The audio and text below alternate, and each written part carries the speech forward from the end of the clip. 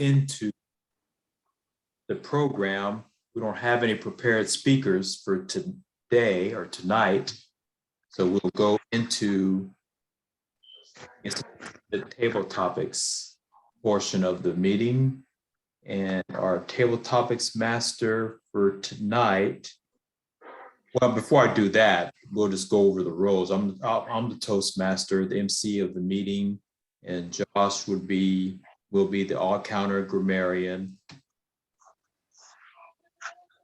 doing the, checking for filler words and misuse of English language, and then Olivia will be table topics master, 1 to 2 minute impromptu speech based on a subject picked by the table topics master.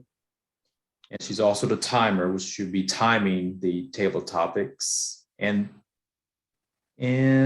let's see, that's it for the roles. And we'll just move on into the table topics. And our table topics master for tonight will be Olivia.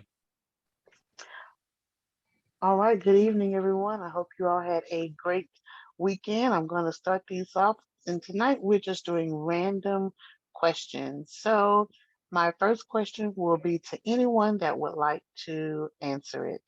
And the first question is, if you had to teach someone anything, what would it be and why?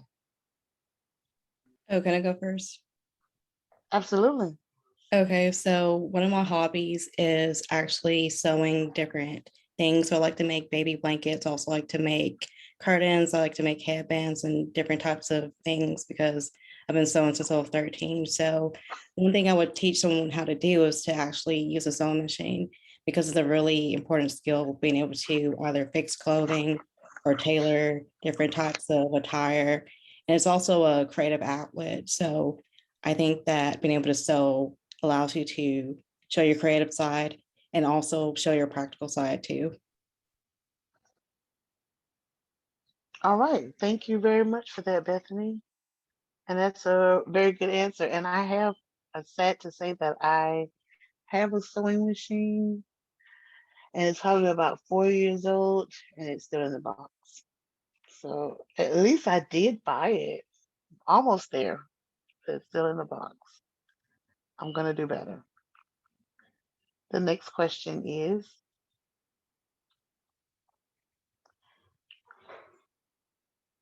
to anyone that would like to answer it. Let's see. And this question is, what would you do differently if you knew no one was watching? That's kind of a tough one. What would you do differently if you knew no one was watching? And I think it's okay. I mean, because we live in a world, I do, where we are constantly being bombarded by videos. There's footage everywhere. Someone is always looking, watching. What would you do if no one was looking? What would you do differently if no one was watching?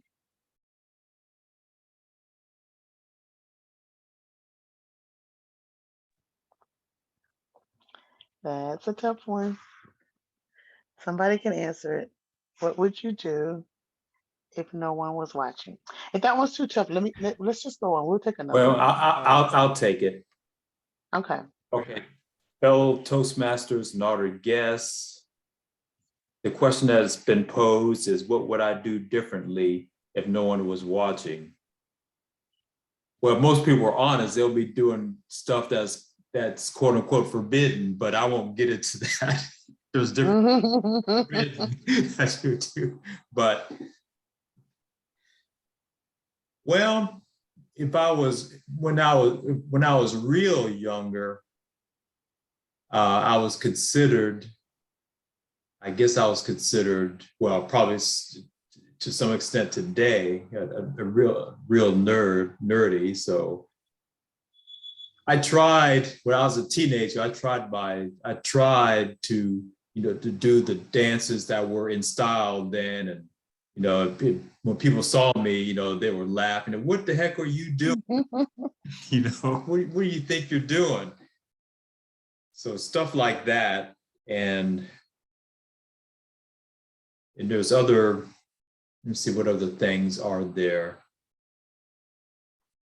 Is there anything that's ethereal that I don't even know if that word fits this situation? No, it doesn't. But that's one of the things. And I know there's other people who do some of the stuff that's more considered more rude or more lewd or whatever, but I don't think I'll do that, you know, in my right mind at least. So that's one thing. I guess when I was real younger, the latest dance moves at the time. Back to you, Topics Master. Thank you very much, Maurice. I'll tell you one thing that I would do if I could do it without anyone looking or what have you. And that would be, sometimes I get up in the morning and I just don't feel like combing my hair. I don't even have much hair. And I still don't feel like combing my hair, but you have to get up and comb your hair. Us girls have a whole lot to do. So if no one was looking, the one thing I would not do is comb my hair, especially not every day. All right, let's see what our next question is going to be. I'm going to ask this question to you, Caleb, directly. And I'm wondering if I can think of the answer. Tell me one thing that makes you smile. One thing that makes me smile. I could go for it's probably obvious because if you see me grinning in chat, Bethany, who actually is here, will make me smile. Especially because she just messaged me saying she could see my vacuum behind my chair. So I turned off my camera for a second to make that disappear. But that is one thing that makes me smile.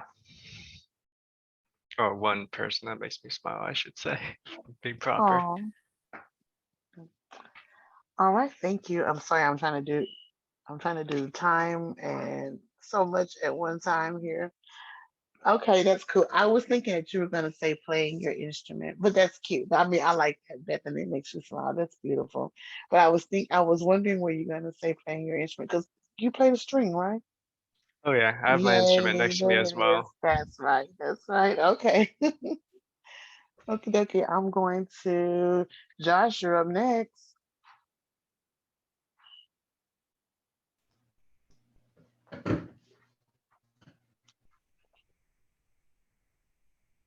Okay, Josh, are you there?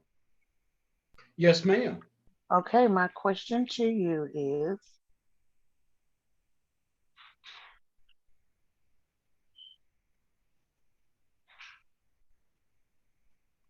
um, let's see. I just had it. Okay, let's see.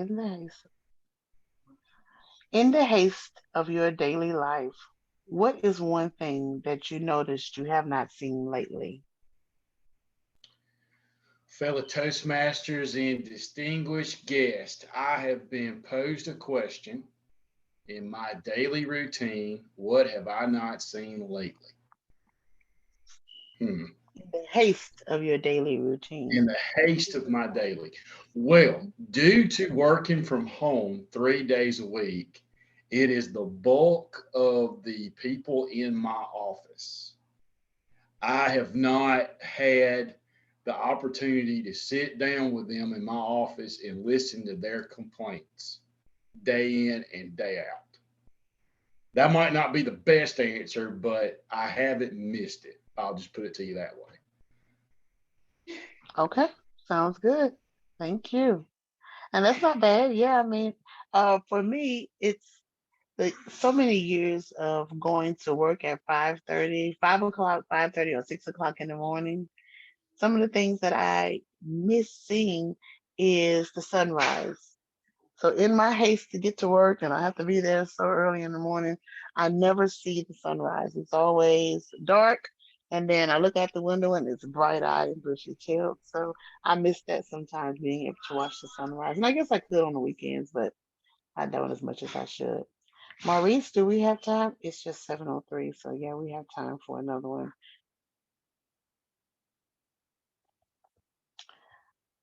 Let's see. Maurice, in your own words, can you describe the word of the day, ethereal? Ethereal.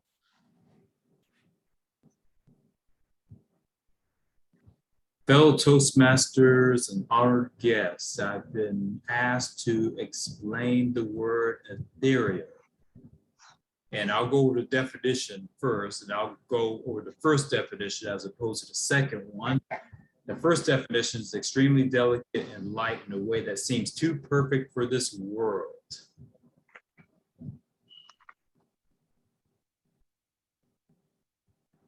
So one thing that's ethereal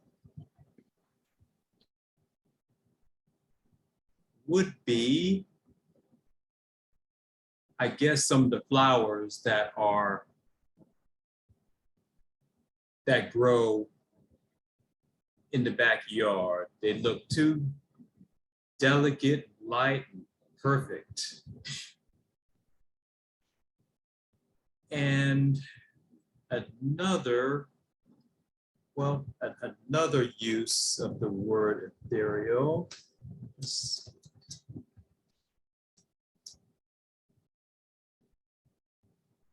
and I'll just read this. It says, her hair fell softly around her face, and she had an ethereal glow about her. And then another sentence, it was the most ethereal flight I have ever witnessed. Another sentence, she wouldn't be buried in the ethereal silks of the wealthy or have her hair inlaid with flowers and perfumes. So those are some examples of the word ethereal in a sentence. Back to you, Table Topics Master. Thank you very much. I started to time late for that one. Let me put your time in. Okay, and this next question, I will answer it myself. So that may not be as customary as it normally is, but we have time. And I just saw a question that I have really been trying to work on.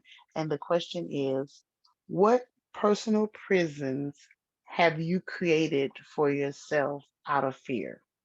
What personal prisons have you created for yourself out of fear is the question. I'm going to start my time right now. Give me just 1 second, guys.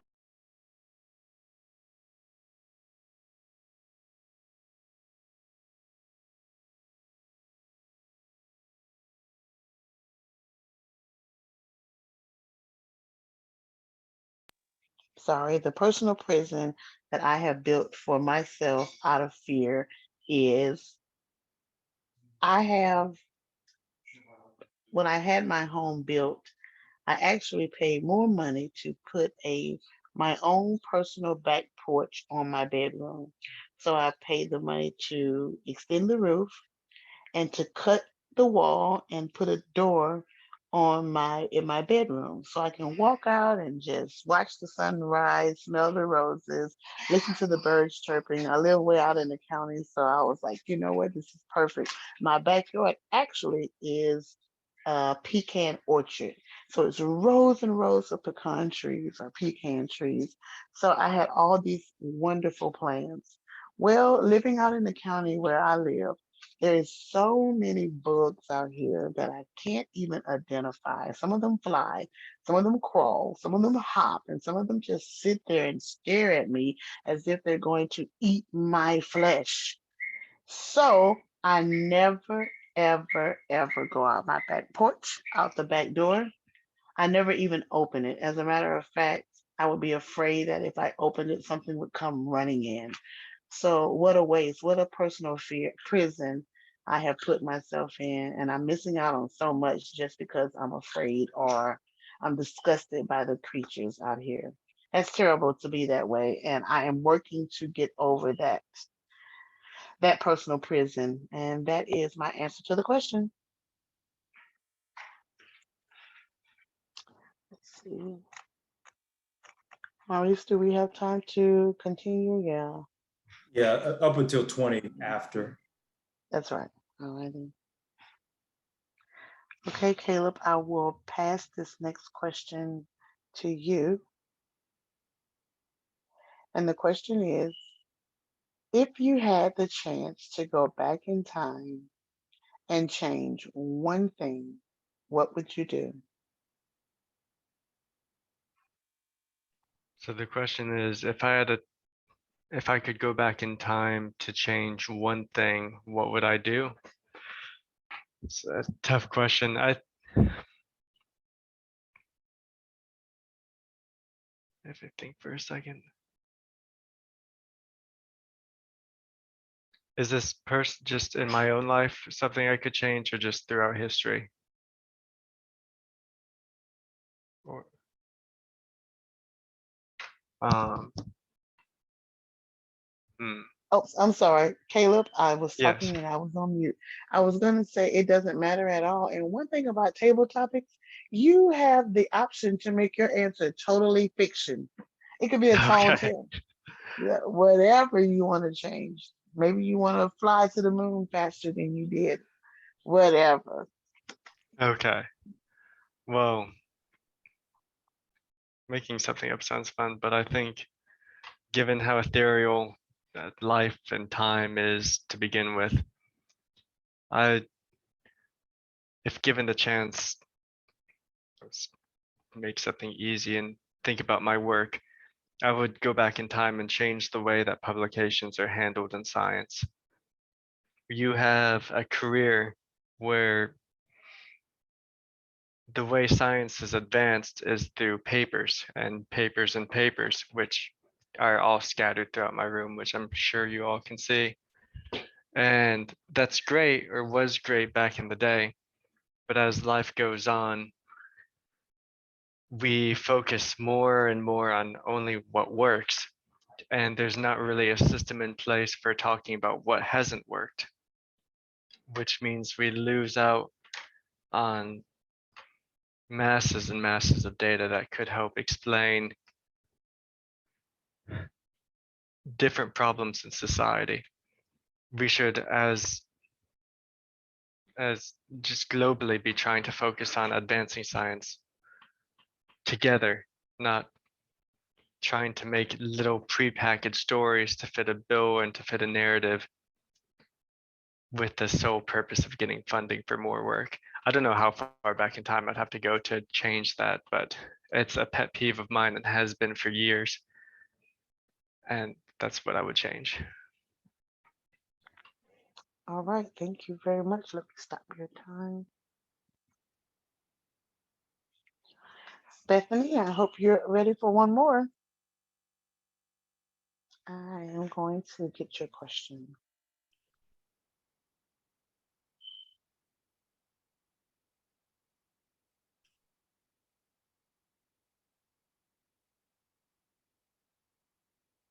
Bethany, the question is, how do you spend the majority of your free time? Okay, so I was asked a question about how I spend the majority of my free time. So over the past, I think 7 weeks, I've been on summer vacation. And as you know, I've been in medical school and I finished up my first year of medical school. And now I'll be going into my second year next week. So I know that right now, this is my time to really explore my hobbies and to really use my time to recharge before I have to go back into med school mode and have to go through all the different studying and whatnot. But during the summertime, what I usually spend most of my free time is really working on hobbies. So lately I've been sewing headbands and trying to get better at picking out fabrics and learning how to make new recipes and cooking and actually putting together furniture and whatnot. So for me, how I would ideally use my time is really learning how to do stuff around the apartment, around the house, and learning new skills and working on being able to use my hobbies and my talents to build stuff or to make things. Thank you very much. Oh, let me stop your time.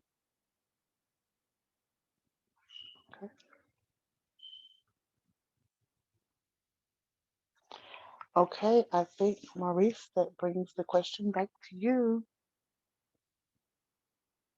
Let me get you an easy one, Maurice. I think I gave you a pretty challenging question.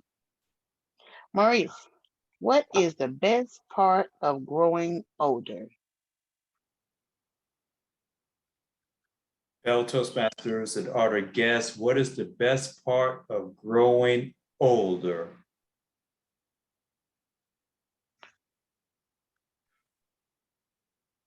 I guess the best part of growing older is just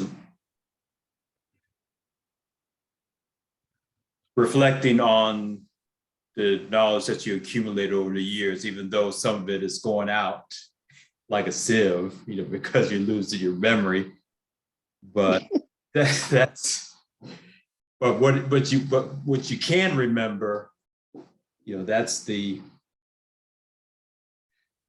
good part of it. And then if you're able to take care of yourself properly, staying as youthful as possible, that's another good part of growing older. And then just being able to teach younger people some of what you've learned. So those are a few examples of the benefits of growing older. Back to you, Table Topics Master. Thank you very much.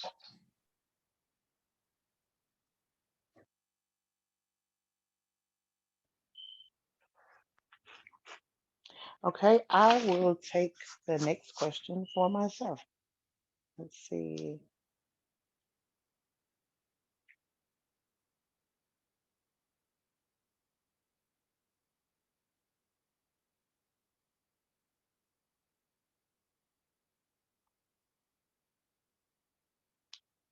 All right, and the question I have here is, okay, what is the best advice you could give someone else? What is the best advice that I could give someone else? Let me start my time. The best advice that I could give someone, and it's one that I try to give out all the time, is take nothing for granted. Live in the moment, but be aware, be totally aware of where you are and what you're doing. Whether it be you're sitting, being a couch potato for an hour, or talking on the phone, at the gym, studying, spending time with a loved one. Never take a moment for granted. I have seen so many moments that have just been life changing. I mean, in a matter of seconds, your life can change. And then we become so complacent from sitting around and just taking so much for granted. And then when we have that life changing moment or experience, it is just that, it's shattering, it's life changing. And sometimes we don't recover from those. So it's too late when it's too late.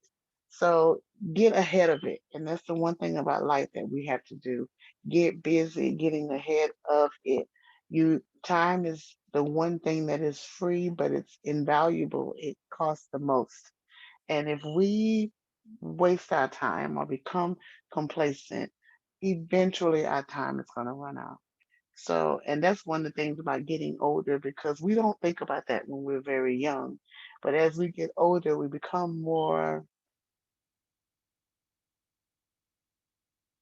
understanding of our mortality and how fast life flies by and how quickly things can change. So for me, the best advice that I know to give people is, and I give it to myself, is to use your time wisely and take nothing for granted.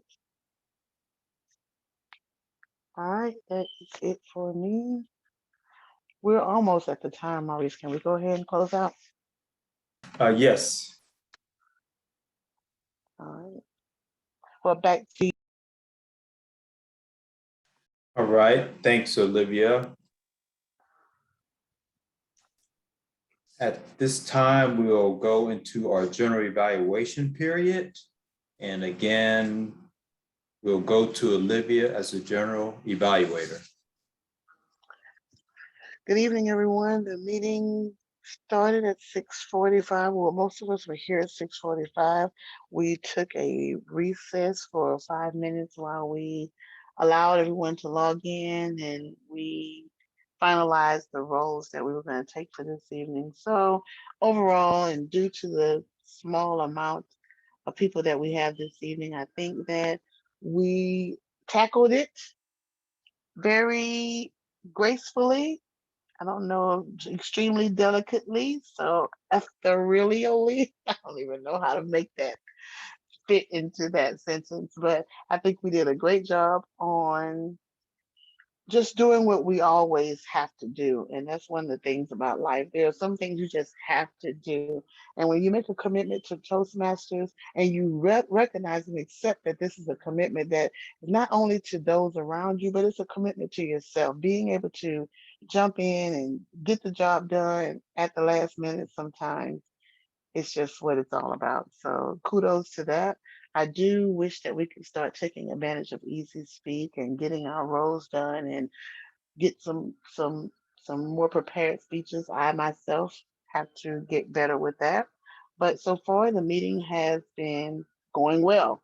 So I'm going to start now with the calling on the team for their reports. So I will start with Josh, if you would. Josh, can you tell us how we did with our Oz, so you knows, and then take us through our grammarian report and the use of the word of the day. Thank you. Thank you so much, Olivia. That was a great evaluation. Enjoyed it very much. Toastmasters and honored guest, no filler words were used tonight, and I saw or heard no misuse of the English language tonight. So great job by everybody, and another great meeting. Thanks so much. Back to you. All right, thank you very much for that. And I had the pleasure of being our timer for this evening, so I will go over that real briefly. And I will say, along with Josh, that very good for the arms, the arms, the just those the all counting, very good on that. I think I said one time. I don't even use that phrase, so I don't know what happened there. But for Bethany, your first speech was roughly 32 seconds. I was a little late starting the time. Maurice, yours was 1 minute and 42 seconds. Caleb, your first one was 38 seconds. Josh, 49 seconds. Maurice, your second one was 1 minute and 9 seconds. Mine was 1 minute and 42 seconds. Caleb, back to you at 1 minute and 29 seconds. Then Bethany, yours was 125. Maurice, 106. And mine was 1 minute and 56 seconds. That is it for our timers report. And that is also it for my general evaluation. So back to you, Maurice, our Toastmaster for the evening. All right. Thank you, Olivia. We don't have an educational overview for tonight. No awards for tonight. So at this time, I will relinquish the lectern to the president, which is myself. And then, so it's 22 after. We didn't have any prepared speeches tonight. We had a lengthy table topics. So we're not going. So apparently, we're not going to go all the way to 7:45 tonight. And let's see.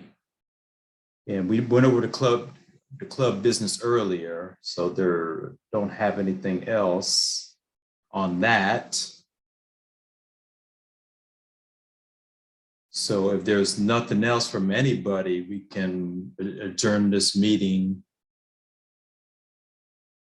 relatively early tonight.